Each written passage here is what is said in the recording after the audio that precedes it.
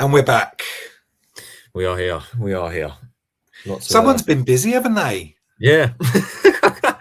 Yeah, quite busy this week. I'm seeing it all pop up. I'm like, oh, Tyler's been busy. I don't know what's going on. Oh, it's just without me. That's fine. No, not bothered. Not bothered at all. Oh, and I saw, he's done a Chelsea reaction. Okay, that's fine. We can just talk about the transfer. Oh, no, he's done a transfer one. Okay. So I guess we just chat about the weather, shall we? It's been cold, isn't it? It's been really cold. Bloody freezing. No, it's good. It was nice to see some stuff. I mean, your instant reaction to the Chelsea game, I thought was great. How obviously we'll go into a bit more detail. I sat in the East Stand for the first time. Oh yeah, it's like being on the lower deck of the Titanic in comparison to the West Stand. Like you're all out in the open. It's all cold. The concourse is smaller. It was my first time over there. Have you ever been over that side? I think I have. It was many years ago when I was younger. But yeah, I haven't sat there in years. Because you're north lower, north upper, H block. North upper. Okay, posher version, isn't it? Yeah, you can definitely say that. A lot more than the guys on the left in the J block. Yeah. Well, I'll tell you what, the best place I've sat. So I've done West.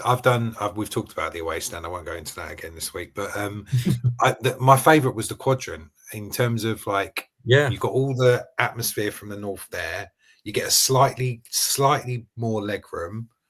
It's great. I really like it there. I think. Yeah, me and my dad was there for the playoff semi-final last season against Wickham. Yeah, we were sat there, and yeah, we got exactly that. Better view of the pitch as well. More leg room, north stand atmosphere. I mean, the atmosphere everywhere was brilliant. But yeah, the quadrant's quite underrated, to be honest. Quite good.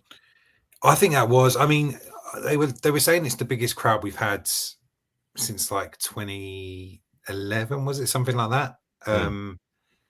Which didn't really make sense to me because surely we would have been busier against Wickham in the playoff semi. But I don't know if Wickham sold out their allocation. That's the only thing I could think of. I was thinking surely we've had a sellout before then, I'd imagine, because of what we've had a couple of games. Well, surely Millwall would have been a sellout, wouldn't it not? We played them a couple of times. Yeah, I don't know. Maybe we didn't sell out our allocation because that's all I kept hearing was that it was the biggest crowd. And then it was only 20. It wasn't even sort of the full amount of tickets either. No. It was close, but it wasn't like. Yeah. But when you think like how like that was, if nothing else, that was a great advert for how big our club is. Like as in. The way we handled it, the firework. I'll tell you what. I was sitting in the East Stand. We were quite near the front. That was the only time I was warm all game. I was like, "Can you just keep these fireworks going all game?" Because it actually kept me quite nice and toasty. It looked good though, didn't it? We looked like a proper club. Yeah, it did. We put on the show, didn't we? I was quite worried actually when the floodlights went off. I was like, "Oh, here comes the light show" that we was all worried about earlier on in the season, and then suddenly the fireworks come off, and I was like, "Oh yeah, here we go," because we done it for Wickham, didn't we? And it looked wicked then. And we definitely took it up a notch, you know, the fireworks, the red flares getting off as well, and obviously the pyrotechnics during the game as well. But yeah, it was a proper show. You know, we done it right. You know, we put on a show for Chelsea, and our owners, I believe, were there as well. So yeah, we done that well, and it looked wicked. The videos I got and the pictures were fantastic. I think there's nothing worse than setting off a flare, throwing it on the pitch, and then probably 2 minutes later they score. It's just like took the sting out of it, didn't it? Took the sting out of it. And I did it. I did exactly what I know you should never do. Coming up, I think it was 4 minutes from half time, as in 4 minutes into, or maybe 3 minutes into the extra time. I turned to my mate and I said, "Do you know what? If 0-0 at half time, we would 100% taken. That's probably," and then they scored. And I was like, I'm never gonna say anything ever again about the score. It's just not worth it. This isn't worth the torture. Obviously you went through it in quite a lot in a bit of detail on your channel. On your channel, on where we are now. But let's dig through it because I think there are a few more bits and pieces to talk about. What did you think of the lineup first of all when you saw it come up? Not hugely surprised. It was mostly what I was expecting or hoping for. There were two points that I was kind of worried about going into it, and I said it in the video, was Will Mannion in goal and TC starting wing back. I was quite surprised Kaminsky wasn't in the team. I don't know whether he's injured or anything. I haven't actually read anything since then. I'd imagine that I hope he isn't. But Mannion getting a start. I mean, yeah, it's nice he's getting some minutes, but we're playing Chelsea. And I was like, surely Kaminsky's better equipped to go against that. So I was a bit worried about that going into the game. And then TC at left wing back, I've just had enough of it. We've said it so many times on it. Like, where's Apter? I wanted Apter to play, to be honest. I really did, to give us something different and bring TC off the bench, which we know he can do and we know he can perform well. But those are my only two gripes. The rest of it was as expected and what I'd hoped for. I wanted Keenan Goff to get some minutes, prove himself. Obviously, we haven't really got a choice with the injuries we've got right now. But yeah, the rest of it was as expected. It was I believed, as strong as we could have gone. And yeah, they were the only two sort of concerns I had. But Mannion and Campbell, to be honest, I felt actually played quite well.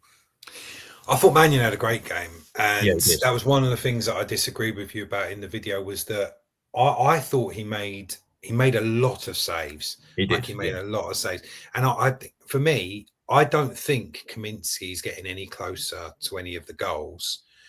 But I do think that Kaminsky is kicking some of those dead balls out of play and messing up some of those clearances. That's the only thing for me. I was like, if you're picking Kaminsky because he's the better keeper, I think based on that performance, I don't think that matches up. I think that Mannion, the way that Mannion came and got some of those crosses and some of the saves he made, apart from obviously the one where he parries it back into the Chelsea player, and there's three players around him. Like, it's really bad fucking luck that it just bounced straight back out to him.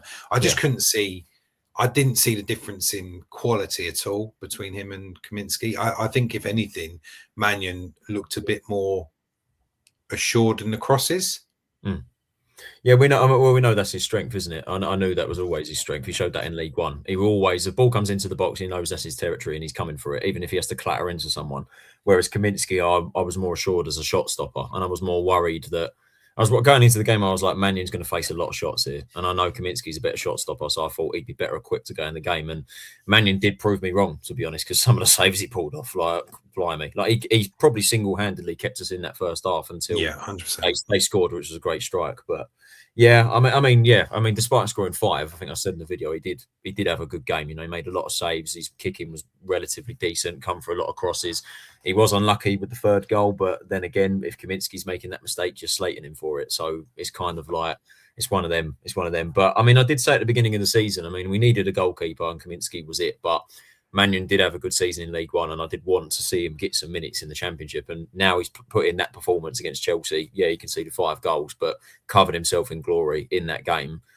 Maybe he's knocking on the door to get some minutes in the Championship. And to be honest, I mean, after that performance, he's seemingly shut me up about him not being a good shot stopper. So maybe he's proved me wrong. Maybe he does deserve more minutes. But we'll see. We'll see. It is one game, and he did concede 5 goals. But yeah, it's going to be that debate's just going to keep going on, isn't it? Everyone keeps talking about Kaminsky, Mannion, who's better. It's just going to keep going on to the end of the season, isn't it? I think what doesn't help is the wage as well. I think you mentioned that. Yeah, like, he's the highest paid player in our team. He's got the most experience in the Prem, but if that's where our money's going, and you've got someone like Mannion who's probably nowhere near on the wages he's on, you'd think like I don't think it's justified. The other one that surprised me was Bree. Actually, I thought Bree's delivery was pretty much back to his best. I don't remember him. He beat the first man every time he got the ball in the box. He was the one that we sort of been given a little bit of stick to, in the sense of he just hasn't been delivering. I think a few comments on the video we did prior to the Chelsea game was just make sure Bree isn't on free kicks, corners, dead balls, and they were all pretty good. Yeah, it was a lot better. I mean, the goal come from one of his corners, wasn't it? Jones wins the header, the keeper saves it, and Limo scores the rebound. So yeah, I think it was as you say, it was a lot better, back to his best. And I think overall, to be honest, Bree had a much better game than the last few games. I felt he got stuck in, you know, he moved forward, and that was good. It was good to see, because, you know, we know that Bree can put in much better performances than he's currently putting in. So that's encouraging. I'm interested to see what happens. Well, this week, over the next few days, because his loan expires on Saturday, doesn't it? So it's going to be interesting to see what we end up doing. But yeah, much better from Bree, and hopefully, if he does stay, he carries that on because we know what he can do. I'm just baffled that he can't cross a ball, but against Chelsea, he proved that he could. Yeah, and you do think I do think that is, as much as you don't want to give too much respect to them, all that sort of thing. They're all. This is the biggest shot window any of our players will have for this season, last season. Like, it's the opportunity to prove that you can do it on the biggest stage, and if you're going to get a move, or you want to move on to bigger and better things, or you want to get into the starting lineup, that's your chance to do it. It's just so frustrating as a fan when you're seeing him do it week in, week out. He's not being able to be that first man, and it kind of ties in with him coming into the team, making a big impact, kicking Apter out of that position, and then not delivering on it for so long. Like, that bit in the middle has been the big problem. It's not the end or the beginning. And that's where you're frustrated as a fan, because you're like, well, what? We know you can do it. That's the problem, isn't it? We know he can do it. We know he can deliver. And he wasn't doing it for so long, but Jones is still sticking with him. And I think that's the frustrations we feel as fans. It's like Miles. We knew Miles could be this good because we've seen it before. I think Miles has been unbelievable last few games. If you're asking that guy to be a target man, win headers, and he's doing it against one of the best, arguably at the moment the best club in world football, because they won that competition, and he's doing it against their defense.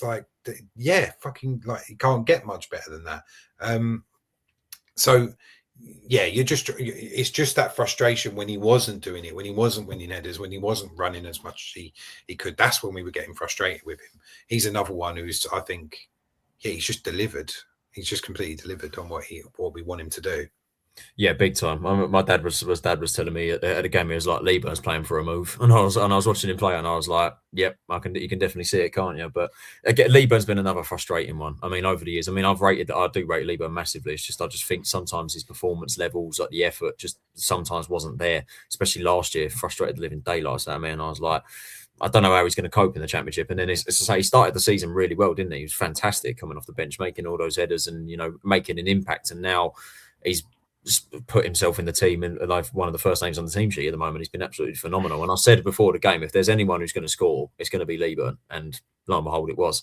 I was delighted for him to get that goal, because he's deserved it. He's doing the job that Jones wants him to do. He's doing exactly what is required of an absolute lump in this team. Win headers, and he's doing it against 100 grand a week Chelsea centre backs. It's brilliant to see. He just needs that bit more support from the strikers, his partner Charlie Kelman, and the rest of the team to latch onto the headers that he's winning, because he's doing everything that's required of him.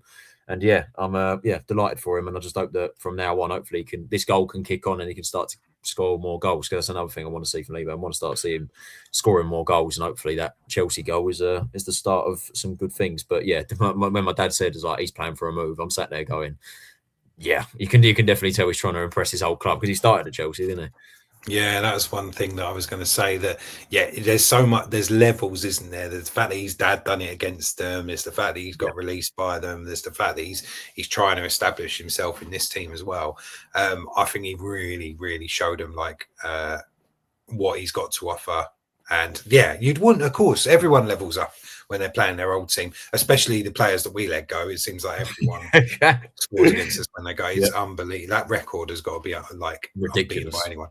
But no, that as good as Miles was, is as bad as I think Kelman was. You can't blame Kelman for not scoring loads of goals against Chelsea, but their opportunities were there for him. And I think we did the right thing. I think we did the right thing to sit in, soak up the pressure. That game plan was 100% working. But when Kelman had opportunities to pounce on the ball, push forward, take a strike, maybe take an extra touch, whatever it was, he just didn't do it. I don't know what it was. I don't know what you put it down to. Was it just the occasion was too big for him? Was there too much on his shoulders? But he's been delivering the last couple of games, and I just thought he completely disappeared in that game. I don't think it was lack of balls getting to him. I think there was one opportunity where Bell could have slid it round the corner to him, and they're the ones he wants. They're the ones that he wants, where he can turn and beat the defender for pace and actually drive at the keeper. But there were other opportunities there that he didn't take, and for me, that was one of the worst performances I've seen for him. Just because I can't remember him doing anything sort of productive, if you like. Yeah, he's pretty non-existent, weren't he? I don't know. I don't know what to put it down to. Is it down to the occasion, or I don't know, down to the system and the way that we were playing, because we were set up to sit on the defensive, soak up the pressure, and then hit them on the counter attack. But yeah, I did. Now you mention it, I can't even remember any sort of highlight that Kelman had in the game, to be honest, and I can't really put it down to what it was. But I don't know. Maybe it was the occasion. But we know, again, it's the same thing with some other players. Like as we say there about that frustration, we know that Kelman can do it, and he's come good. It's just, for whatever reason tonight, last week, it just wasn't there for whatever reason. But yeah, I mean, I don't know. I don't know what to put it down to. As I say, I actually can't really think of anything that he did in that game. But I think that was sort of one of the main frustrations that Charlton fans had, is that while we were proud of the effort that we did put in, it was more like, oh yeah, we didn't really attack them enough, or didn't put a lot of chances to it. And maybe Kelman could have done a lot more. He could have been more productive, and he had opportunities to pounce on it and press them, but for whatever reason, it just wasn't there. But I don't know. I mean, I don't think it's massive cause for concern, but yeah, I think it's again similar to the frustration that we were talking about James Brigg. We know he can do it, just for whatever reason he didn't show it. Yeah, I think, like, if you look at the game as a whole, you go, right, we had a lot of endeavour, we tried really hard. All we wanted to see us do was play the best we possibly could, and I think we did that against United. When we played them, I think that Charlton team played as good as it possibly can do against a better team, and we're beating 3-0. This one felt to me like you fucked up at the worst possible times. Like, you did so well for. I actually thought, like, when we started, it was devastating to see another fan go down and get stretchered off. But what was kind of frustrating, not more frustrating, but frustrating as well, was that our momentum had been so good up until that point, and then that happened, and we completely lost all our momentum. Then we built it up again after a little while, getting battered a bit. We sort of built it up again, and then 3 minutes before half time, we let in a goal. Like that Sunday league, you first 5 minutes, last 5 minutes, and the next 5 minutes after you score, you just tighten up. You don't let anything happen. You soak up the pressure, and you just don't let anything in. We let them score before and after half time, and straight after our goal. So any chance we had of building momentum, we just let them completely destroy us. And that second goal was like, Coventry gets a bit of a push from tossing. It's a bit of a push. It's not bad enough, but then he kind of carries on running in that direction, and the one of the biggest players on the pitch is completely free at the front post and just nods it in. Probably the easiest goal they will ever score. That's what pisses me off. It's just like, come on, like we're so much better than this, and you're letting. Like, if we do that against Sheffield United, if we do that against Sheffield Wednesday, like you're gonna be pissed off. And they're the things that wound me up as a fan. We're like, yeah, I get what you're doing. You're putting out you're battling, you're working really hard, but you're just fucking up. Like the amount of times Bell gave away the ball. We're gonna miss Bell. He's injured. It's gutting, but there was about 4 or 5 times in that first half where he took one too many touches, and that's what we've loved as watching him, is that he's so composed. But he didn't do that. He just lost the ball, and then you go, oh right, well, okay, well now you are just taking an extra trust and getting you into trouble, which is the one thing that's kind of got you out, like us going, oh okay, it's now fucked, and I'm just like, well, no, he's going to overplay the ball every time.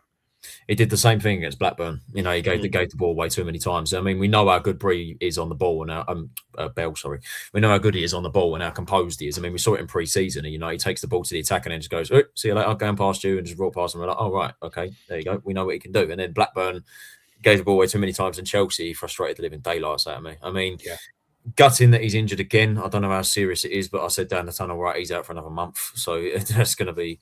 Didn't look good, did it? No, it didn't look good straight down the tunnel, and TC as well. So I'm hoping that's not too serious. But Bell was frustrating. But it was that game really defensively was just one sucker punch after another, wasn't it? We just, like as you say, we built the momentum, and then unfortunately we had another medical emergency in the crowd. Hopefully that fan is okay now. But then we built the momentum up again, and then they score a Weldy. It's a great strike, isn't it? First goal, but right on the stroke of half time, and I was sat there thinking, like, we're doing all right here. Like, I've done something at half time, and then bang, I was like, and then the second goal, I think Jones said it, is schoolboy. It's poor. You cannot let. I mean, any defender free at the front post is unacceptable, especially Chelsea centre back who's getting paid 100 grand a week. But and then we score, and then we get all excited. The smoke bombs in the North Stand, by the way, I could not see the game.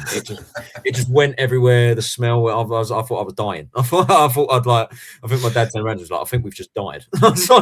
That's when you start to feel a bit old, isn't it? It's like, yeah. The atmosphere, lads, but bloody hell, do you mind just keeping it down a bit? I'm trying to watch the game here. But we scored, and I was sat there thinking, like, mate, come on. And I was trying to rally the troops, and I was like, come on, if we nick another one here, it's going to go off. And then when they go down the other end and score again, and then you could tell from that third goal, the team just went, right, we gave it our best shot. That's over now. Yeah. Right, that's it. And we just gave up, and it just fell apart. I mean, part of that was because Chelsea brought on about £300 million worth of subs. Esteval, by the way, is a joke. Absolutely ridiculous. Unbelievable. I can't believe he's mental. He's only 18. The other one for me was Cancelo. Like, I looked at the lineup and I was like, oh, this isn't too bad. I don't know too many of these players, so that's got to be a good thing.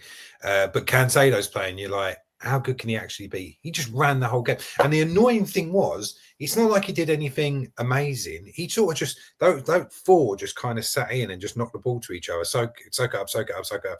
And then they go. And when they go, they all go. And it's like, it's just this intense fucking rush, and that's the difference, isn't it? They're all able to go at that pace all at the same time. They all know exactly what they're doing. I thought we actually handled that quite well. It seemed like we'd been so well drilled in when to go and attack and when to come back. Like Doc, I thought did really well in that. There was they all seemed to know exactly what their moment was. They obviously had they'd worked on that all week, because that's something that we haven't seen from Charlton. Normally it'd be press, but we knew. But the only the frustrating thing was, although they weren't doing anything to us with that, which is great, it also didn't feel like we were actually there.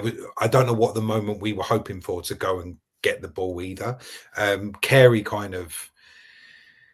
I think Carey had a couple of times where it did look like, right, this is what we've been waiting for.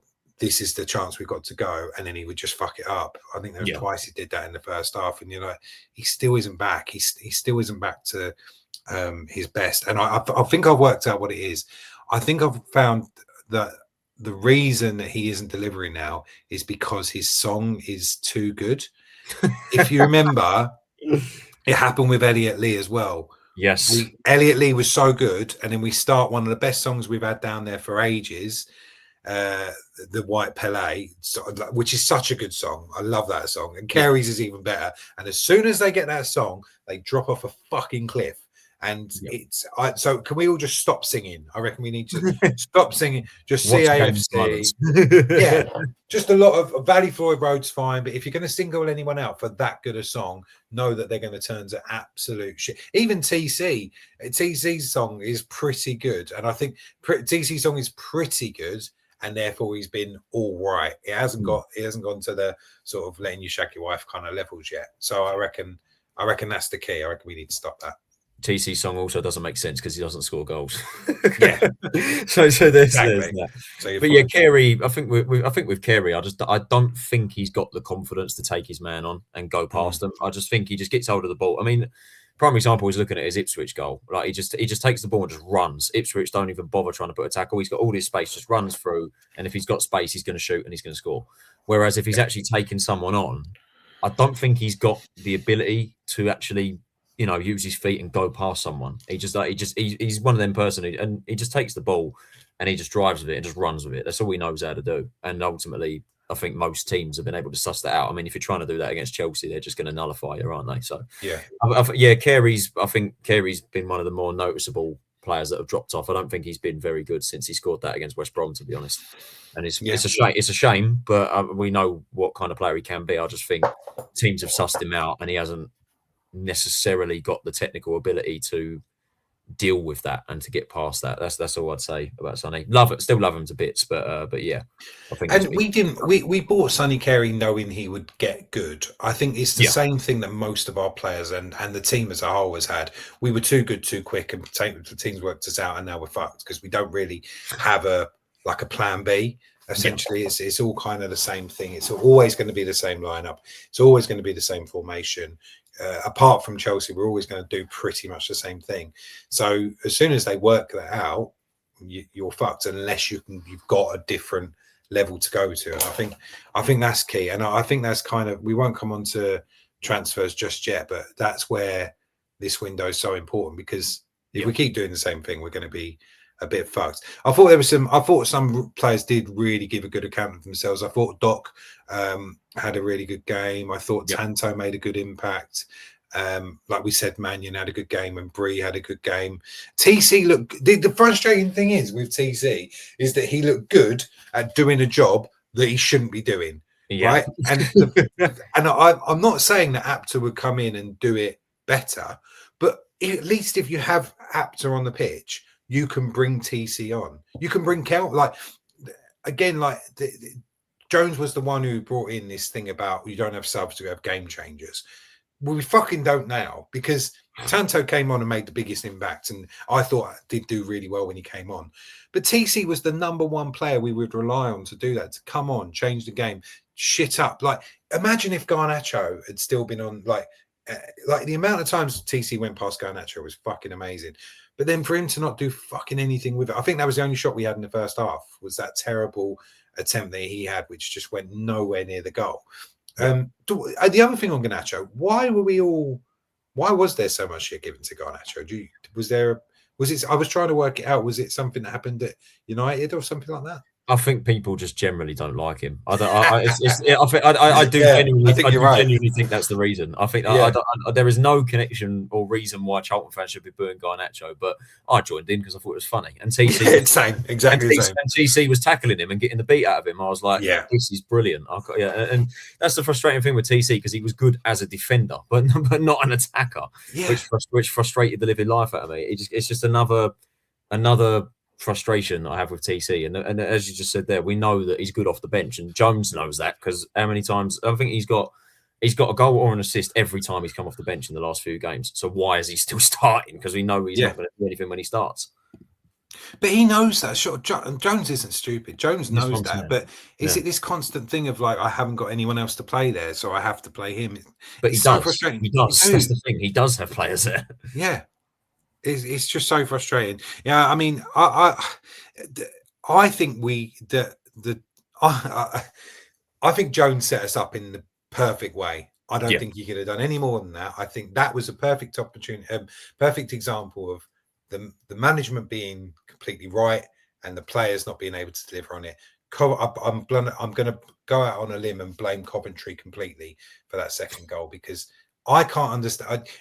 You've obviously watched it again. I can't see who else to blame. He's the one who's on tossing. Now, that was 100% a mismatch, but they did have about 3 like massive units in there. So fair enough if he's on the. But that ball didn't come in really high. Coventry could have got there if he was still there. He just sort of got to push, and for someone who's been so reliable for us, there were 2 other things that did wind me up about that first half. I'll get these off my chest and then we can move on. But it definitely looked like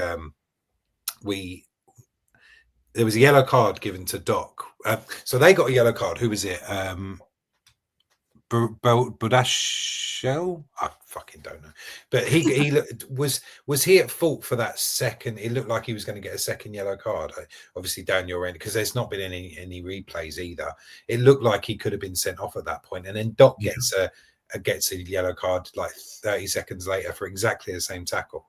That was infuriating. It also looked like we may have had like a bit of a penalty shout as well. And then for them to get that penalty in the last minute, the referee as well, like this is another thing about being a fan, is that we don't mind if our players play as well as they can and we come up short. And we don't mind if we lose a game if it's reffed fairly. And it seemed like both of those things were against us. That ref was fucking appalling. There was so many times when he was blowing up for stuff that was kind of 50-50 or maybe slightly on our side, and they gave it to Chelsea. That was the really frustrating thing for me. It's just inconsistency with refereeing, isn't it? I mean, that Doc one was the big one for me. I mean, Badiashile, I was sat there like, mate, come on, he's got to come off now. Like, because he put in a very nasty tackle for the yellow, wasn't it? Or not a great one. And then he does it again, and then 30 seconds later, Doc does the same thing and he gets a yellow, but he got away with it the second time. It's like, where's the consistency? But if he goes off, that game's completely. It actually levels out then, and then you've actually got an interesting game to watch, I think. Yeah, you do. I'd have been interested to see what we would have done against a 10-man Chelsea, but I mean, ultimately their quality just shone through, wasn't it? There's just nothing we could really have done about it. We gave up after the third goal went in, and we just collapsed. But still proud of the effort, and it's a great night as well. Really good experience. It was brilliant. Yeah, it was really good. Let's we'll have a little look at some of the comments, because obviously you went rogue, and I say rogue by saying that you posted something on your own YouTube channel. It's about as rogue as you can get. So let's have a little look. There was some reactions to your Chelsea game, and there was a couple of there's some interesting ones. So I didn't agree with this. Man's a good keeper. His kicking just lets him down. I thought that his kicking was better than Kaminsky's. Am I a bit deluded in that?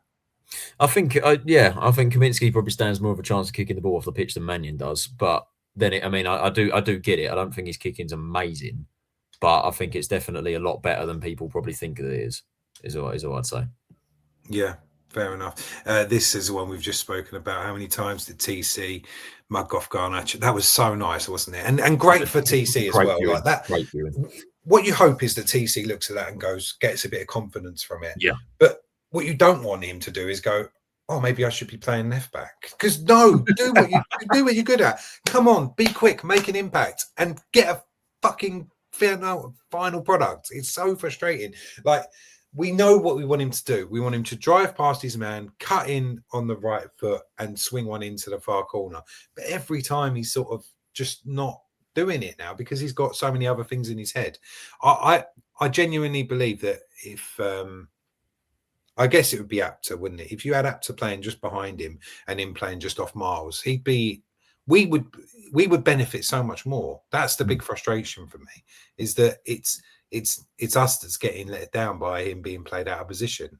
And the thing is, like we said it 100 times. Jones will go back to the argument, I haven't got anyone to play there. You have. You absolutely have. We'll go through a bit more of who he has actually got to play there in a minute. There was a couple of others. Nice one from a Chelsea fan. Fair play, Charlton. Thought you'd put up a fight. The frustrating thing is that result won't look like that, will it?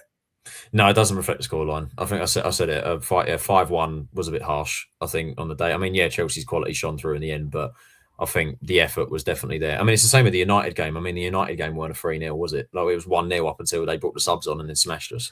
But yeah, it was the effort for me was there, but some fans seemed to disagree with that, which rubbed me off the wrong way, because I didn't know what game they were watching. Yeah, I agree.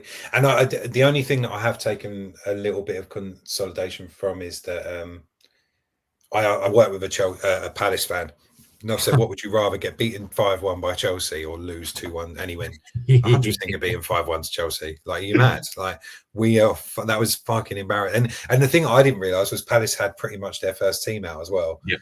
So Macclesfield's second goal was probably the most non-league goal you will ever see. It was. I remember watching it and I'm like, how was that gone in? But it was great viewing. Yeah, it was fantastic. It's brilliant. Like, that's the win for us, isn't it? That has definitely taken a little bit of the sting out of it. Like, because neither team want to be in that competition. We both want to be well out of it. They haven't got the squad depth. We haven't got the squad depth. We're fighting relegation. They're trying to keep their fans happy, which is seemingly impossible. But no, and then you go, yeah, all right, fine. We were going to go out. We might as well go out. I guess the big one is the injuries. Let's come on to that in a second, because this one was this is where you're getting a little bit of abuse here, Tyler. So we've got to raise it. And yeah, you can't barely read it. Totally disagree, Tyler. The first half, we basically sat deeper than deeper as the half went on. Our players stood there watching Chelsea reserves pass the ball around. The first part of our second half, we went at them, but we didn't do it from the off. Cup upsets happen when teams go for it from the off. Now, I get that, because what he's saying there is, if you go a bit mad, if you throw a bit of chaos in there, if you try and bombard the keeper and just cause a bit of chaos, you've got a better chance of beating a better quality team, because we haven't got the quality. I think that Jones did the right thing, because up until 3 minutes till the end of the first half, we were at 0-0. The problem was our quality players didn't take the opportunities when they had them. So those opportunities did come up and we did nothing with it. Yeah. That's where I think the difference is. We also just haven't got the quality to go at a side like Chelsea, which is the reason why we did the same thing against Man United. We just sat back and soaked up the pressure and tried to hit them on the counter-attack. I think if we'd have benched TC and then brought him on, and say we soaked up the pressure, held on until 0-0, and then brought TC on and went at them, I agree. Could have been a different game. probably still would have lost it, because I think anyone going, I mean, let's be honest, no Charlton fan in that ground was going into that game thinking we're going to do them.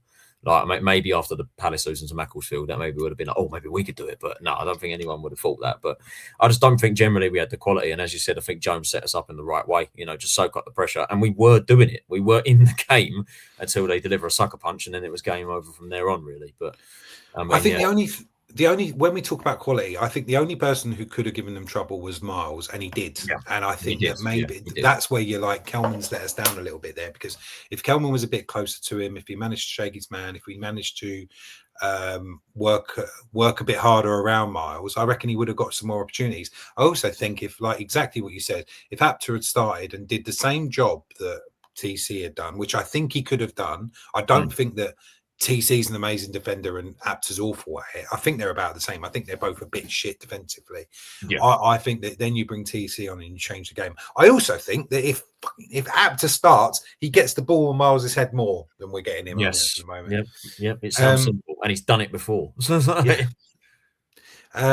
The big one is the injuries. So we obviously, this ties in with our first bit of transfer news. So we lost Bell, we lost TC. We don't know how long they're out for. But as you mentioned, Breeze off in a week. The last game effectively is Sheffield United, unless something else gets tied up. We know we're still missing Edwards. There's no sign of him going back anytime soon. It puts us down to being really, really weak in terms of depth at the back. I still think one of the biggest mistakes was letting Alex Mitchell go, because I would rather, as good as Goff has been, I would rather have Alex Mitchell's experience in there rather than Goff's sort of liveliness as being a young player. And the fact that we haven't called him back yet is bizarre to me, because I understand Zach Mitchell staying out because Zach Mitchell's that little bit less experienced. But for me, Alex Mitchell's when he's played, he's been one of the most solid defenders we've had, and I can't understand that one. Why he's still out on loan? I know because he's played 19 games as well. We got you said it in your transfer video, which we'll come on to in a minute. We've got so many players in that back line that are injury prone. Mitchell's never had an issue, as far as I know. It just boils down to Jones not liking him. I think it's just I don't think their relationship has recovered from the falling out they had last year, and he's played regularly in a underperforming Plymouth side. Let's be honest, and he's playing, to be honest, I believe at his level. And hindsight's a wonderful thing, isn't it? I mean, if Burke and Ramsey are fit, you know, you're not really seeing that as an issue, are you? In terms of the defensive line, it's just they're so injury prone that we should maybe have been better prepared. I mean, if it wasn't for injuries, Keane and Goff wouldn't have even been in the squad. You know, he wasn't even in consideration. So we could have been more prepared in that sense. But yeah, I think Mitchell. I mean, with the injuries that we keep getting, I mean, with Bell being injured again now, and then Ramsey's I think Ramsey's close to coming back. He's like a week or two away. Ramsey as well. Fuck me, forgot about him. Yeah, I don't know how long Burke's out either, but I mean, we need to address centre back. We do need someone to come in, and maybe Alex is the answer. But obviously, the new guy we've signed, Harry Clark, can apparently play right centre back as well. So we're bringing him in to do that job potentially as well. So that would hint that Bree is staying, but I don't know. We're just speculating at this point. But yeah, the injuries that we've got right now is a joke, and maybe we do need to consider bringing Alex back. But can Jones shake? You know, what was the issue? What was the fallout? Allegedly, Alex went on a night out and Jones found out about it, and he's not. Right. That's what alleged to have happened. And also his performance levels dropped, didn't it? When we weren't playing very well in that spell over the winter, our performance dropped, and Mitchell never really recovered from that. And then Ramsey, because I thought when Jones was very good, he was really good when he first started, and then it just kind of just faded away a little bit. But I don't know. I know he's not as good with the ball, but we don't really need that at the moment. We just need that no nonsense, and he's vocal at the back as well. So maybe it could be something that, I mean, as I said, hindsight's a wonderful thing with injuries, but Jones probably can't ignore it anymore with the injuries we've got, because Goff has been very good, but can you put that much pressure on an 18-year-old to fight a relegation battle? Because that's what we're in.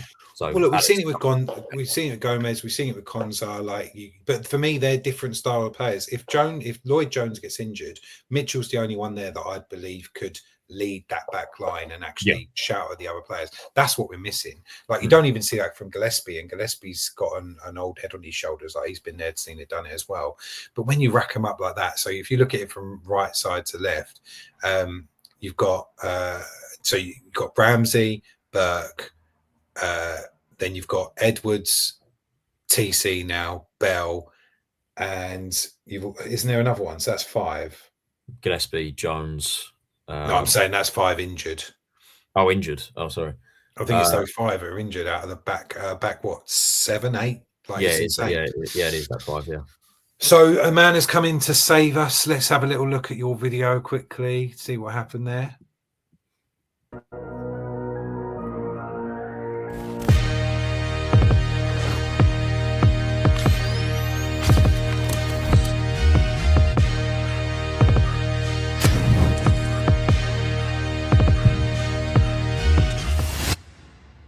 Yeah, when I said that Addicts Editions was going to be making its return, you probably wasn't expecting it to happen the day after I said it was coming back. You're probably very surprised to see me so soon. But yeah, we've made a signing and we need to talk about it. It's happened very quickly, but here we are to discuss it all. So, hello everybody and welcome to the return of Addicts Editions. My transfer series about Charlton Athletics dealings in the transfer window is back. Been a long time since I've done this, and I did say that I would bring it back, and I really do enjoy these videos. This is probably my favourite videos to film, to be honest, on the channel. And So why do you hate me so much? I knew that was coming. These are my favourite videos to record. I love doing these. I love being on my own. Yeah. What am I? Scotch Mist? No. Do you know what? It was good. It was really nice. It did bring back a bit of nostalgia because it's been what? It must be 3 or 4 seasons since you did them. God knows. I don't know how long, but yeah, they were. They were very popular when they first started out, and I was surprised how many people actually liked them. But yeah, I enjoy doing them. You know, doing pro because it's education for me because we so often sign players that I don't really know an awful lot about, and Harry Clark was one of them. So it was good to do that research myself and express my thoughts on it as well. And everyone seems to like it for whatever reason. Yeah, I think it's great. I think it's lovely. I think that everyone watching you on your own seems to be everyone's favorite thing. So no, that's fine. I love it. I love it, mate. I'm here for it. So yeah, obviously you went into a bit of depth. Obviously, I've never heard of Harry Clark before.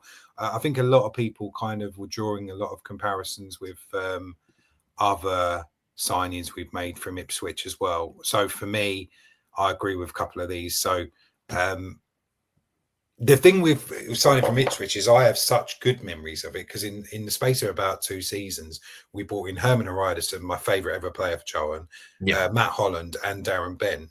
But then when you started listing off the crap ones that we've had recently, you do go, oh yeah, didn't we get Macaulay Bond from them back? No, it was QPR, wasn't it? QPR, it was Ladapo. Yeah. Ipswich had him on loan, I think, the year before we signed him from QPR. Yeah, and even that, I mean, he is an Ipswich Town fan, so we could potentially class that, and that was horrible as well. Yeah. It was. I mean, the other one was. I didn't realise. Did Gas come from there as well? There was a comment. He did. Yeah, he did. Getting our pants pulled down by him. Yeah, this is the issue. So, what do you know about Harry Clark? Are you excited about him? What do you think? I'm skeptical because I think in terms of position and in terms of body, it's one that's needed because we need a right wing back and we need someone who can play right centre back, and apparently he can do both, which is great. The problem is how injury prone he is because he was injured in pre-season until September and hasn't played for Ipswich since, and he hasn't played a full 90 minutes since March last year, so that's already a problem. The fact he comes from Ipswich, I know we've had a great history in the past, but for whatever reason our magic when it comes to signing players from Ipswich is gone now, considering the record we've had in the last few years.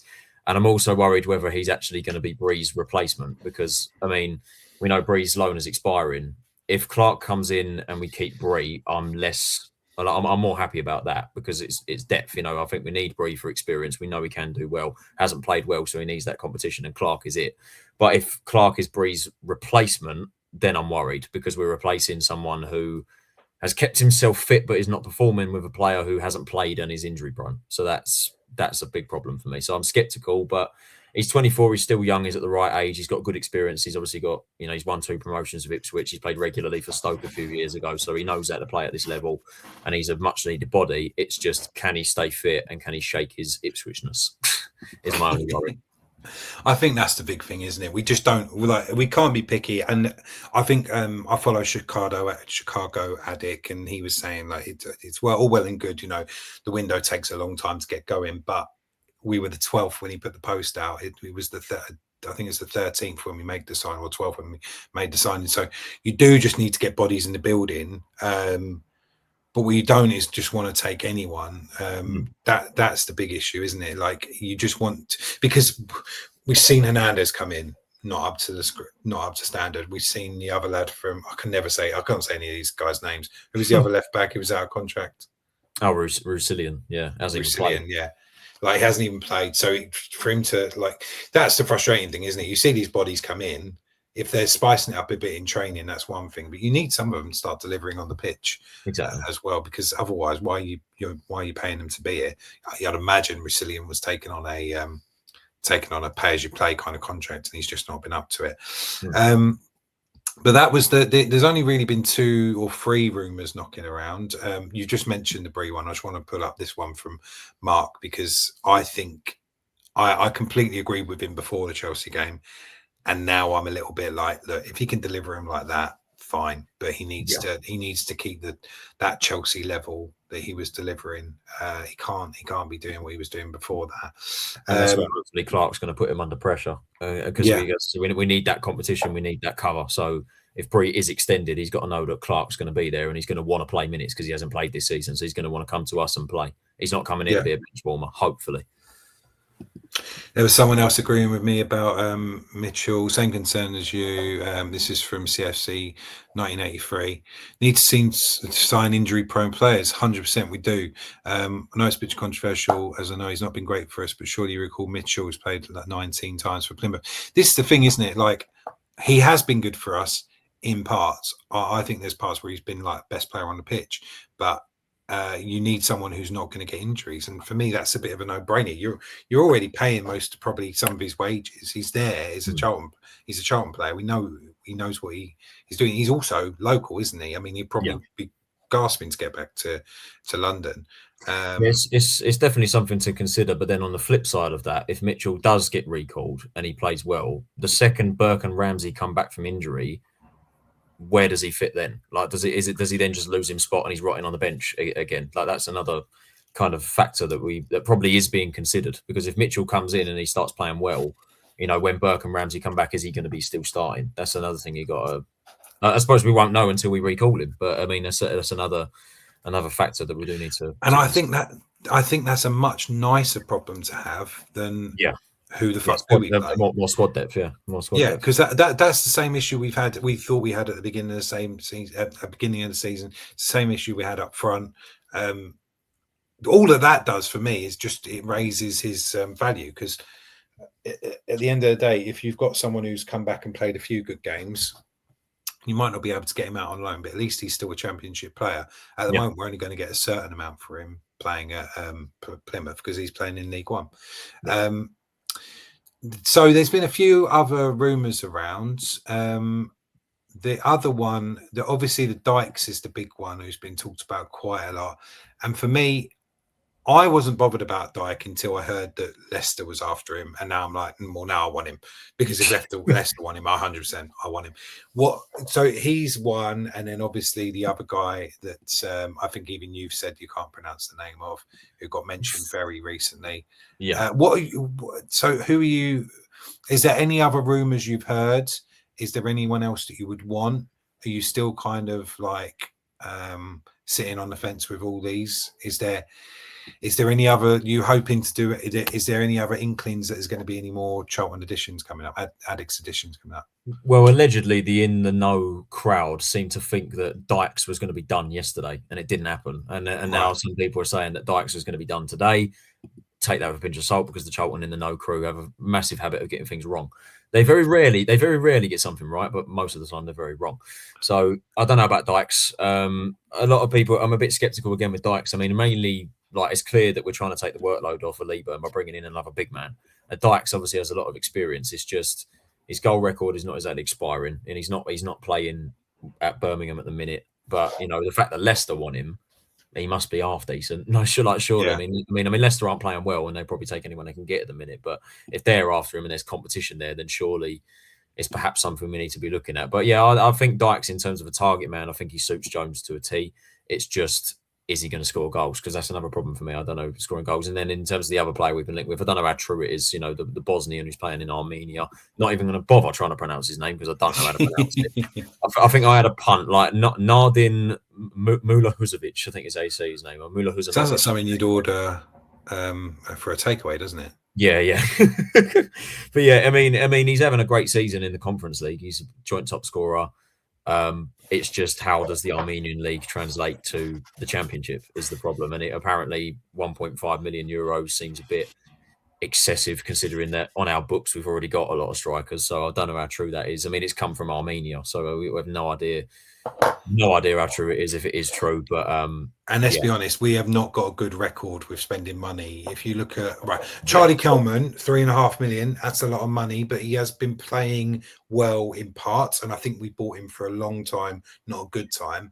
But Ghassan Ahmad was like that's just money down the drain, isn't it? So we haven't got the best record. We equally don't have a good record with signing players outside of England either. I mean, Ronnie Schwartz, look back at that one during the COVID season. That was. I maintain that he could have been a great. If he had scored that penalty, I reckon he would have gone on to do really. Do you know what? Yeah, his confidence got shot after that. We were so on his back. Yeah, it was. You could tell it was a great finisher. His first goal for the club was. Yeah, you could tell like, blimey, here we go. Like that's a great finisher, but he just never really recovered. Really, never settled in England. And then there's a rich history of Roland signings from the network of clubs that show how many failed players come over from abroad. But then again, it can also work. I mean, not to mention our Bermondsey lot from down the road, but look at Ivanovic. He come from Serbia, no record in England, and he's absolutely smashing it for him. So this guy could do the same thing, but we don't know how true it is. Don't know how true the rumour's going to be. And he's 6'3", so he's another target man. That'll take the workload off of Leeburn, but it's whether his performances in Europe and in Armenia can translate to the championship. I don't know how true it is, but we'll have to wait and see. And also, I think it's that thing of, I think we're not after a goal scorer because they don't come up very quick. They don't come up very often. We've also spunked a lot of money on Kelman, so to get another one in it just seems a bit ridiculous. But also, we're praying. It seems like Godden.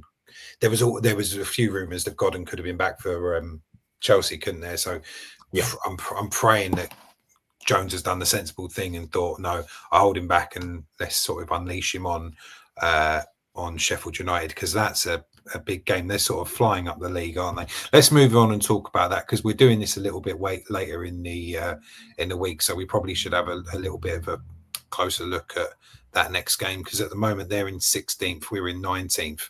That becomes a really big game for us now, doesn't it? Yeah, it's huge. It is huge. But it's definitely a concerning one with the amount of injuries we've managed to accumulate and who's going to end up starting. Are we going to get someone in before the game? We don't know. Is our players going to be fit? Are we going to see Godden? Are we going to see Edwards? Jones won't tell us. He has every right to. That's how he wants to run the club and operate things. But it's a big game. It's a big game. Sheffield United, I mean, you can see they're on decent form. 3 wins in their last 4. We've got 1 win in our last 5 against that was against Oxford, of course, and we're only 5 points above the drop. So critical game, crucial game. But we know United are a good side, but we played a very different Sheffield United side, didn't we, when we beat them earlier in the year? So they're a different team now, but they're still not playing all too well under Chris Wilder. So we'll have to wait and see. I think I heard a few people saying that we're going to see Sheffield United fly up the table now. They're going to be absolutely on it. I mean, they're 2 wins in the last 2, aren't they? So yeah, they've definitely got form. But if we can claw them back into it, that is a 6-pointer, isn't it? It's just nice to be looking at a 6-pointer the other way. But as you said, you've got so many injuries. I mean, I've written down my starting 11, see what you think. So I think it's going to go back to Kaminsky in goal. No real issues with that. I'm not saying Mannion's better than him. I just think they're a lot closer than we first thought looking at that performance. I think Jones didn't look injured. I think he will stick with Goff as well at the back. It's just whether or not Bell can come in. If not, you're probably going to see Gillespie there, I would have thought. Then I'm praying that TC is injured so that you can start Apter and Bree. At least that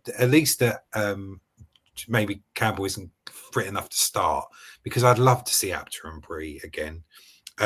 Then I'd go Doc, Costello and Coventry in the middle, and Kelman and Miles up top again. The only thing I was thinking was, do you see a world where if Godden starts, you play Miles with Kelman and Godden off of him, or do you stick to the formation he knows?